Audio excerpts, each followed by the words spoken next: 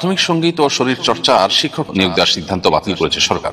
এই ব্যাপারে আপনার প্রতিক্রিয়া কি? আপনি নিজেও তো সঙ্গীত শিক্ষক নিয়োগের প্রজ্ঞাপন যার বিরোধিতা করেছিলেন। প্রথম কথা হলো যে এটার জন্য সংশ্লিষ্টদেরকে আমরা অবশ্যই ধন্যবাদ জানাই, কারণ এতে গণ আকাঙ্ক্ষার প্রতিফলন ঘটেছে বলে আমরা বিশ্বাস করি।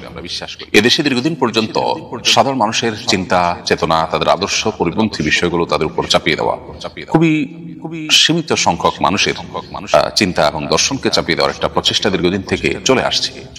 এদেশের প্রায় ৮০%-এর বেশি মানুষ আমাদের ধারণা মতে তাদের সন্তানদেরকে নিজ গরজে, নিজ খরচে, নিজ উদ্যোগে ধর্মীয় শিক্ষা দিয়ে থাকে।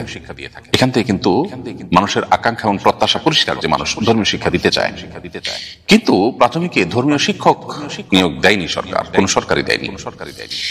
যে জিনিসটি জনগণ চাচ্ছে দিনের আলোর মতো পরিষ্কার, সেটি আপনি করছেন না। যে জিনিসটি জনগণ চাচ্ছে না সেটার প্রমাণ কি? সেটার প্রমাণ হলো যে এদেশের কত পার্সেন্ট মানুষ নিজের সন্তানকে গান শিক্ষা দেওয়ার জন্য নিজস্ব উদ্যোগ নেন। কয়জন মানুষ? অভিভাবকদের মধ্যে পার্সেন্টেজে আমরা কি 1%ও আনতে পারবো? তার মানে কি দাঁড়ালো? যে সন্তানকে গান শেখানো হোক স্কুলে, এটা এদেশের বেশিরভাগ মানুষ চায় না। তাদের অ্যাপ্রোচ থেকে বোঝা যায় পরিষ্কার। তারপরও আপনি সেটা চাপিয়ে দিচ্ছেন, অথচ অন্যান্য সাধারণ সাবজেক্টগুলো পড়ানোর জন্য পর্যাপ্ত শিক্ষকের ঘাটতি আছে দেশে।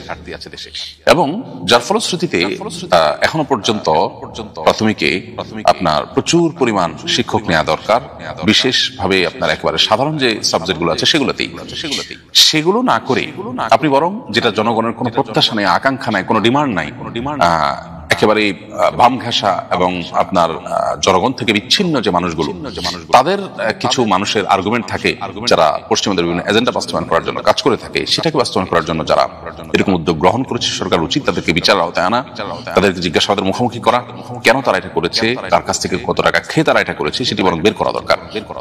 তবে সরকার যেটুকু করেছে সেটার জন্য অবশ্যই আমরা সরকারকে ধন্যবাদ জানাই। অতএব গণ আকাঙ্ক্ষার পরিপন্থী কোনো বিষয় চাপিয়ে দেওয়া এটা কখনোই ন্যায্য হতে পারে না। এই অন্যায্য কাজটা দেশে দীর্ঘদিন থেকে চলে আসছে। এক্ষেত্রেও সেটি করার চেষ্টা করা হয়েছিল দুর্ভাগ্যজনক ভাবে।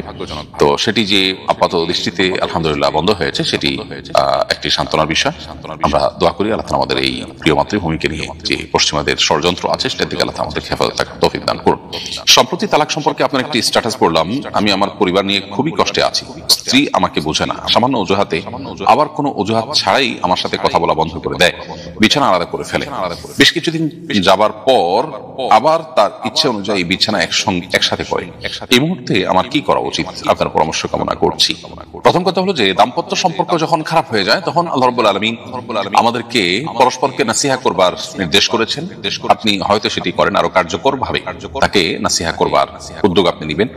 সেই সাথে আপনার মধ্যে কোনো সমস্যা আছে কিনা সেটি খুঁজে বের করার চেষ্টা করবেন। যদি আপনার সঙ্গীর মধ্যে এরকম কোন সমস্যা দেখেন যে সমস্যাটা আসলে অস্বাভাবিক, আপনার মনে হয় যে তিনি এক্ষেত্রে আপনার হক নষ্ট করছেন অথবা তিনি ভুল করছেন, তাহলে সেক্ষেত্রে তাকে বোঝানোর জন্য আপনার নিজস্ব উদ্যোগের বাইরেও অন্য লোককে দিয়ে তাকে বোঝাবার চেষ্টা, কাউন্সিলিং করবার চেষ্টা আপনাকে করতে হবে। এরপরে যদি না হয় তাহলে সেক্ষেত্রে অভিমানের পথে আপনি যেতে পারেন কোরআনের নির্দেশনা অনুযায়ী।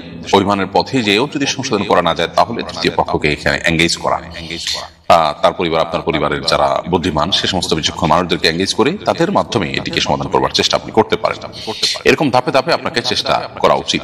একান্ত যদি মনে হয় যে না সমস্যা দিন দিন বেড়ে চলেছে, তাহলে সেক্ষেত্রে একসাথে থাকলে যদি আল্লাহর বিধান লঙ্ঘন হওয়ার উপক্রম হয়, গুনাহে লিপ্ত হওয়ার উপক্রম হয়, তাহলে সেক্ষেত্রে আপনার তালাকের চিন্তা আপনি করতে পারেন এবং সেক্ষেত্রে শরিয়া যেভাবে বলেছে সেই পলিসিতে আপনাকে অগ্রসর হতে হবে যদি দরকার হয়। তবে আপনার যেটুকু বর্ণনা পড়লাম তাতে মনে হয় না যে বিষয়টা এত জটিল। এরকম স্ত্রীকে হ্যান্ডেল করার জন্য কি কি পলিসি আছে, কি কি উপায় আছে, এক্সপার্টরা কি কি পরামর্শ দিয়ে থাকেন, সেগুলো আপনি আমলে আনতে পারেন। আমার ধারণা তার মাধ্যমে আপনি ভালো একটা ইনপুট পাবেন। আল্লাহ তাআলা আপনাকে ভালো একটা সমাধানের পথ হয়তো দিবে ইনশাআল্লাহ তাআলা। এরপরে প্রশ্ন হলো, সুদানে নির্মম গণহত্যা চলছে, প্রাণ ভয়ে বাড়ি ঘর ছেড়ে হাজার হাজার মানুষ পালিয়ে যাচ্ছে। মানবাধিকার সংস্থা কিংবা মুসলিম বিশ্বেরও কোনো কার্যকরী পদক্ষেপ তেমন চোখে পড়েনি। দেশে এত বড় মানবিক বিপর্যয় মুসলিম বিশ্বের কি কিছুই করার নেই? আপনি কি মনে করেন? খুবই দুর্ভাগ্যজনক একটি বাস্তবতা। সেটি হলো আজ আমরা গোটা বিশ্বের মুসলমানরা আমাদের আইডেন্টিটি ক্রাইসিসে ভুগছি। আমরা আমাদের আত্মপরিচয় হারিয়ে ফেলেছি। আমরা নিজেদের পরিচয়কে নির্দিষ্ট ভূখণ্ডের সাথে পরিচিত করিয়েছি এবং ওর মধ্যে সীমাবদ্ধ করে ফেলেছি। ধরুন আজকে কোনো মুসলিম দেশ, সৌদি আরব অথবা অন্য কোনো প্রভাবশালী মুসলিম দেশ, সেই দেশের কোনো একটা অঞ্চলে যদি এরকম ঘটনা ঘটতো, সেখানে যদি এরকম মানুষের উপরে আপনার জুলুম, নির্যাতন, স্টিম ট্রলার চলতো, সেখানে যদি এরকম হানাহানি হতো, তাহলে সেটার জন্য সে দেশটা কতটা মাথা ব্যথা করতো এবং সেটা থামানোর জন্য কত রকমের উদ্যোগ নিত। কিন্তু আজ জিনিসটা যেহেতু আরেক দেশে ঘটছে, সেজন্য সারা বিশ্বের বিভিন্ন দেশ বা ভূখণ্ড ভিত্তিক জাতীয়তাবাদের যে আপনার চক্কর, এই চক্রের মধ্যে থাকা মুসলমানরা আমরা মনে করছি যে আমরা তো সেফ আছি, এটা তো তারা বিপদগ্রস্ত। এই যে আমার দেশের হলে আমি একরকম ভাবতাম, একটু অন্য দেশের হওয়াতেই মানে শুধুমাত্র বর্ডারটা আছে সেজন্যই আমি তাদেরকে ভিন্ন কিছু ভাবছি। এটা হলো আমাদের যে আইডেন্টিটি পরিবর্তন করে দিয়েছে গ্লোবালাইজেশনের নামে পশ্চিমারা, সেটার একটা উজ্জ্বল উদাহরণ। অতএব মুসলিম বিশ্বের মানুষজন আমরা যারা আছি, আমাদের নেতৃবৃন্দ যারা আছেন, তারা যে এখানে চরম ভাবে ব্যর্থ, এবং তারা যে সত্যিকার অর্থে বলতে গেলে শুধু ব্যর্থই নয়, বরং তারা চেষ্টাই করেনি। সফলতা ব্যর্থতা তো পরের কথা, এবং তারা আল্লাহ তাআলার কাছে আসামি, এবং আমরা সবাই আল্লাহ তাআলার কাছে এর জন্য কম বেশি জবাব দিতে হবে এবং প্রশ্ন মুখোমুখি আমরা হব। এর পাশাপাশি আরেকটা বিষয় আমাদের মাথায় রাখতে হবে, সেটি হলো যে সেখানে অর্থাৎ আফ্রিকান দেশগুলোতে কিন্তু আপনার পশ্চিমা বিশ্বের মরল রাষ্ট্রগুলোর প্রচুর পরিমাণ কার্যক্রম আছে। আমরা জানি জাতিসংঘের তরফ থেকে আপনার সেখানে যে শান্তিরক্ষা মিশনের নামে পৃথিবীর বিভিন্ন দেশ থেকে যে সেনাবাহিনী এবং পুলিশ, আইন শৃঙ্খলা রক্ষাকারী বাহিনীর সদস্য এবং অফিসারদেরকে সেখানে নেওয়া হয়। কিসের জন্য? শান্তি রক্ষার জন্য। সেখানে কোন শান্তিটা তারা রক্ষা করেন? তাদের যে সমস্ত লুটপাট হয়ে থাকে আফ্রিকা থেকে, সেই লুটপাটে যারা বাধা দেয়, তাদের বিরুদ্ধে লড়াই করার মধ্য দিয়ে তারা তথাকথিত শান্তি রক্ষার মিশন পরিচালনা করে থাকেন।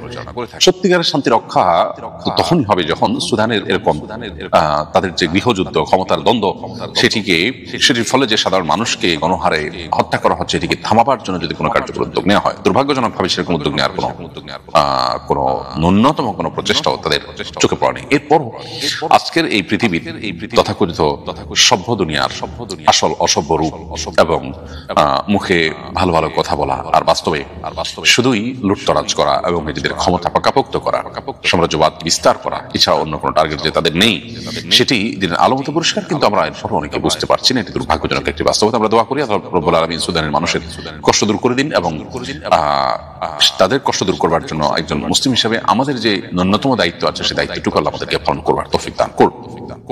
আসুন্নাহ ফাউন্ডেশন, উম্মার সাথে, সুন্নাহর সাথে।